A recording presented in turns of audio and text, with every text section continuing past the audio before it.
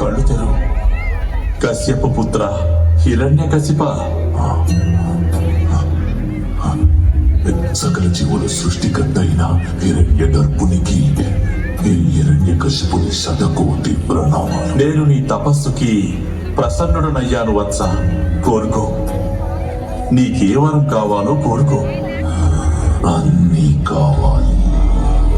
ఓ బ్రహ్మదేవా, నాకు వరం ఇవ్వండి. ఈ సృష్టిలో మీచే సృష్టించబడిన ఏ జీవి వల్ల నాకు మరణం సంభవించకూడదు. అది దేవతలైనా మానవులైనా పశుపక్షాదులైనా సరే.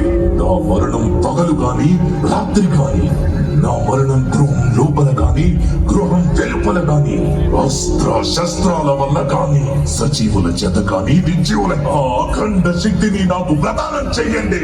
ఈ బ్రహ్మాండంలోనే శక్తివంతుడైన పురుషుడిగా మారే వరాన్ని నాకు ప్రసాదించండి బ్రహ్మదేవా. నేను అఖండ శక్తివంతుడవ్వాలి. తథాస్తు. నేను చిరంజీవినయ్యాను, అమరుడనయ్యాను, భగవంతునిగా మారిపోయాను. ఈ హిరణ్యకశిపుడే భగవంతుడు. సర్వత్రా నానామస్మరణే వినిపించాలి. హిరణ్యకశిపుడే భగవంతుడు. సమస్తం అంధకార బంధురమైనప్పుడు అక్కడ మళ్ళీ కాంతిపుంజం జనిస్తుంది.